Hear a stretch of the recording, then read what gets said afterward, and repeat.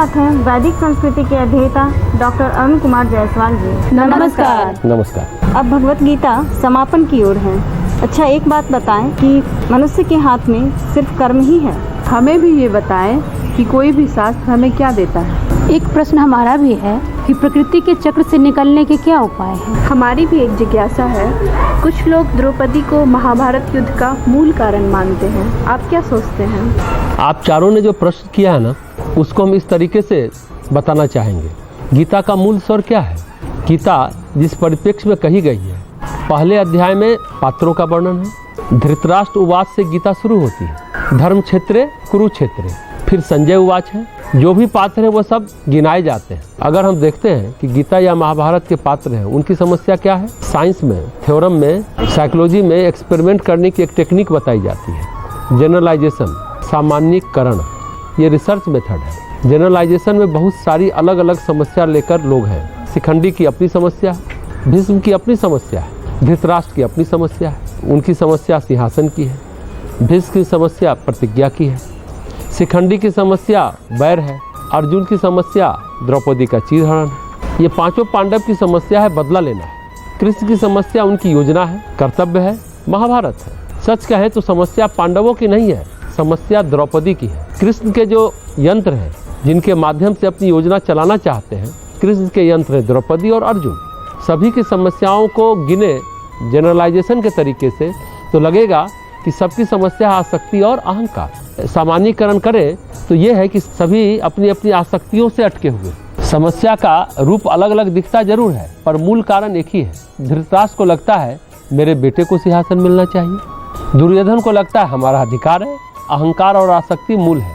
प्रत्यक्ष कुछ और दिखता है, चाहे भीष्म हो या द्रोणाचार्य। आसक्ति और अहंकार के अलावा कोई समस्या नहीं है। वो आसक्ति और अहंकार के कारण अटके हुए हैं। गीता के स्वर में दो शब्द कृष्ण कहते हैं। इसके समाधान में अनासक्ति और निष्काम। यही समाधान है आसक्ति और अहंकार का, अनासक्ति और निष्काम। अहंकार त्यागने पर ही निष्काम बना जा सकता है, और आसक्ति त्यागेंगे तभी मनोग्रंथियों से मुक्त हो सकेंगे। सारी मनोग्रंथियाँ जो अंदर है वो आसक्ति के कारण है, और सारी आकांक्षाएं अहंकार के कारण है। अधिकार का लगता है दुर्योधन को आसक्ति नहीं है, लेकिन कर्ण को बोलता है मैं तुमको राजा बना सकता हूँ, लेकिन युधिष्ठिर को बनने नहीं दूंगा। ये क्या है? यह है अहंकार, यह है आसक्ति। आसक्ति और अहंकार का परिणाम क्या होता है? आसक्ति के दो रूप होते हैं, एक राग, एक द्वेष। दिखने में राग पॉजिटिव लगता है, पर है नेगेटिव। द्वेष तो है ही नेगेटिव, और द्वेष के कारण बोलता है कि युधिष्ठिर को राजा बनने नहीं दूंगा। और अहंकार का एक और रूप है अधिकार, और दूसरा है आकांक्षा। पूरी गीता में कृष्ण दो समाधान देते हैं, आसक्ति का त्याग और अहंकार का त्याग। और प्रकृति में जो घटनाक्रम चल रहे हैं वो होने दें। ये सारा खेल आसक्ति और अहंकार को लेकर है। मजे की बात है, कृष्ण आसक्ति और अहंकार से एकदम दूर दिखते हैं। जो दिखता भी है, जूठे पत्तल उठाना और यदुवंशियों को मरने देना। गीता के बाद अब ज्योतिष की बात करते हैं। त्रिआयामी जीवन है, चौथा आयाम भी जीवन का है। इस तरह गायत्री मंत्र में भी चौथा चरण है, ओम परो रसो सावडो। लेकिन अभी यह कहने की बात है, इस पर काम होना बाकी है। हम जो भी जी रहे हैं वो त्रिआयामी जीवन ही जी रहे हैं। लंबाई, चौड़ाई, गहराई, स्थान, समय और कर्म, इसके अलावा प्रकृति में कुछ नहीं है। इसकी विवेचना ज्योतिष बहुत अच्छे तरीके से करती है। बहुत अद्भुत बात है, जैसे वास्तुशास्त्र के आचार्य हैं नारद। नारद पुराण में वास्तुशास्त्र भी है, लेकिन ये धरती के नहीं है। मयासुर, मय दानव, वह भी वास्तुशास्त्र के आचार्य हैं। विश्वकर्मा भी वास्तुशास्त्र के आचार्य हैं। देव शिल्पी विश्वकर्मा और दानव शिल्पी मयासुर, लेकिन ये तीनों पृथ्वी के नहीं हैं। पुराण में जो सिद्धांत बताए गए हैं वे समस्त प्रकृति के बारे में बताए गए हैं, केवल धरती के लिए नहीं बताए गए हैं। उसी तरह ज्योतिष शास्त्र के आचार्यों में सूर्यदेव, देवगुरु बृहस्पति आते हैं। ये धरती के तो नहीं है। इसका मतलब ज्योतिषी भी प्रकृति सापेक्ष है, धरती सापेक्ष नहीं है। ये बहुत समझने की बात है। ज्योतिषी भी प्रकृति सापेक्ष है, धरती सापेक्ष नहीं है। यानी कि ज्योतिष शास्त्र जो ज्ञान देता है, एक ही जीवन धरती का नहीं देता, पीछे का भी देता है और आगे का भी देता है। स्थान, काल और कर्म, जिस सूत्रों के साथ, जिन कर्मों के साथ, जिन भावनाओं के साथ शरीर छोड़ेंगे, उस अनुसार अगला जीवन, स्थान आदि तय होगा। क्योंकि कर्मानुसार परिवर्तन है।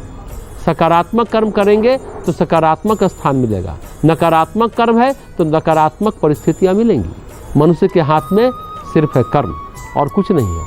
जो प्रश्न आपने पूछा, मनुष्य के हाथ में सिर्फ और सिर्फ कर्म है, स्थान और समय भी हाथ में नहीं है। गीता कहती है स्थान समय छोड़ो, गीता कर्म की बात कहती है। योगः कर्मसु कौशलम, कर्म को अच्छे तरीके से कैसे करें तो अनासक्ति प्राप्त कर, आसक्ति का त्याग करके, अहंकार का त्याग करके, फिर आपसे नकारात्मक कर्म होंगे ही नहीं।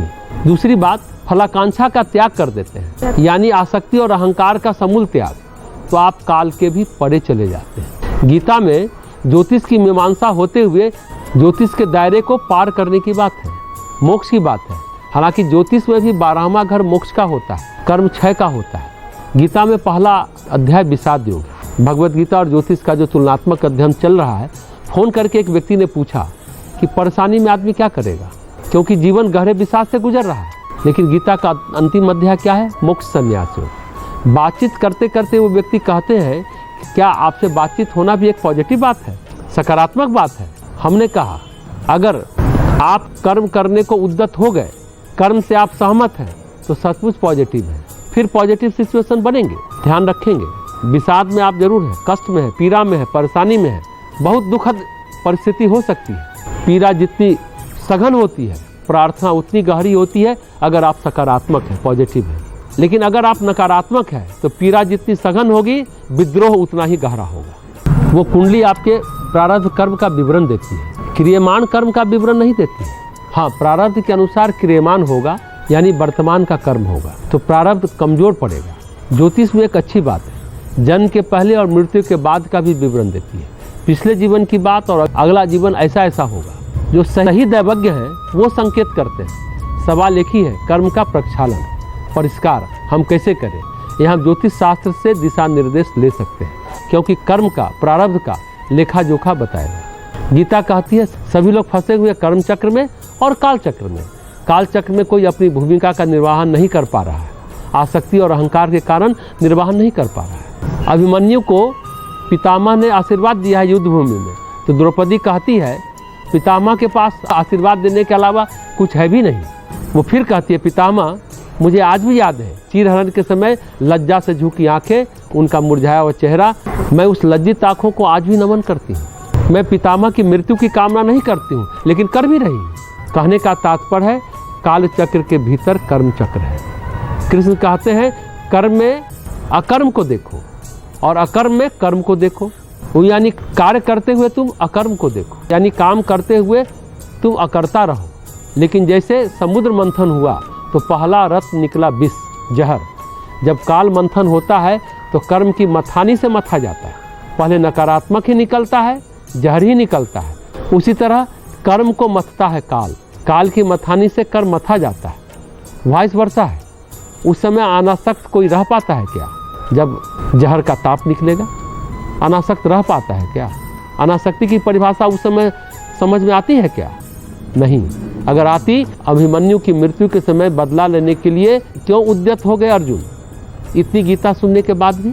सामान्य मनुष्य के लिए तो नहीं, योगी जन के लिए हमें अपना कर्तव्य करना चाहिए। व्यवस्था का दायित्व प्रकृति पर छोड़ देना चाहिए, पर हम ऐसा कर नहीं पाते। दायित्व को छोड़ना, क्योंकि हम सभी अंदर कहीं जकड़े हुए हैं। थोड़ा फुंसी हुआ, पर उसके अंदर में जो कर्म की ऊर्जा है दिखती नहीं है, पर समयानुसार उभरती, खत्म होती है, फिर समयानुसार व्यवस्था भी होती है।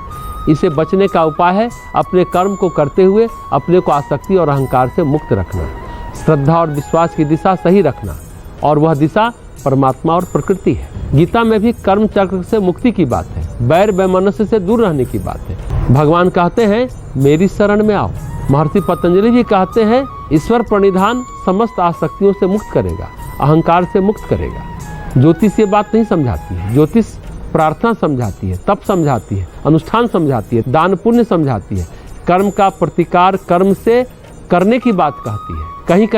कहीं कहीं आयुर्वेद शास्त्रों में ये कहा गया है कि जब ऐसे रोग हो जाए जिनका निवारण दवाई से न हो रहा हो, तो वैद्यनाथ भगवान यानी भोले बाबा की शरण में जाना चाहिए, महामृत्युंजय मंत्र वगैरह करना चाहिए, सभी वैद्यों का नाथ उनके पास जाना चाहिए। पर ज्योतिष शरणागति की पूर्ण व्याख्या नहीं करता। आपने जो प्रश्न किया है इस प्रकृति से निकलने का उपाय क्या है, तो शरणागति प्रकृति के चक्र से निकलने का उपाय है। जब तक प्रकृति के दायरे में जीव है तभी तक ज्योतिष की महिमा और उसकी महत्ता है। जीवन को सुखमय बनाने के लिए या दुखों के निवारण के लिए या विषाद से त्राण के लिए, लेकिन अगर प्रकृति के चक्र से निकलना है संपूर्ण रूप से तो शरणागति ही एकमात्र समाधान है। ज्योतिष का वैसे 12वां घर, जैसा हमने पहले भी कहा, मोक्ष का घर है, खर्च का घर है। पाप और पुण्य पूरी तरह खर्च हो गए तो मोक्ष की ओर अग्रसर हो गए। कोई भी शास्त्र संकेत भर देता है, विवरण नहीं देता। आपने भी एक प्रश्न पूछा था कि कोई शास्त्र हमें क्या देता है। कोई भी शास्त्र संकेत भर देता है, विवरण नहीं देता। संकेत और विवरण में यही फर्क है। ये सच है। हमने पहले भी कहा ज्योतिष शास्त्र से थोड़ा ऊपर वेदांत है। वेदांत थोड़ी ज़्यादा विवेचना और व्याख्या मोक्ष की करता है, पर वह भी संकेत ही है। ध्यान से समझने की बात है, वह भी संकेत ही है। वेदांत की समस्या क्या है, भले ही हम चाहें जितनी वेदांत की व्याख्या कर लें, पर व्यवहार में देह से ऊपर नहीं उठ पाते। देह भाव कहाँ जा पाता है। देह के कष्ट हमें बांधे रहते हैं, देह से निकल नहीं पाते हैं। वेदांत कहता है देहाभ्यास धीरे धीरे निरंतर प्रयास से संभव है। जो फोड़ा है, जो देह को बांधने वाला तत्व है, जो आपका रास्ता रोकने वाला तत्व है, वह किसी शास्त्र की तुलना में अच्छा विवेचन करता है। पहले देह के दायरे से मुक्त हो जाए, फिर मन के दायरे से मुक्त हो जाए, तब हम आत्मा के दायरे में पहुँचेंगे। और जब देह ही बांधे हुए हैं तो अब हम पार नहीं कर पाएंगे। तो ज्योतिष अध्यात्म की पहली कक्षा है और अनिवार्य कक्षा। कर्म को समझना, फिर कर्म का प्रक्षालन करना, परिष्कार करना, फिर आगे बढ़े, फिर अनासक्ति और निष्कामता सीखें, और ऐसा करते करते फिर ज्ञान और भक्ति को पाएं। ज्योतिष तप सिखाती है, प्रायश्चित सिखाती है, फिर आता है योग, फिर आती है भक्ति, फिर आता है ज्ञान। जब तक तप प्रगाढ़ नहीं होगा, सही दिशा में नहीं होगा, तब तक योग प्रस्फुटित नहीं होगा, तब तक योग संभव ही नहीं है। ज्योतिष शास्त्र कर्म के ऊपर नहीं जाता, पर गीता कर्म के साथ ज्ञान तक जाती है, उसकी अच्छी विवेचना करती है। आपने प्रश्न किया कि कुछ लोग द्रौपदी को महाभारत का मूल कारण मानते हैं।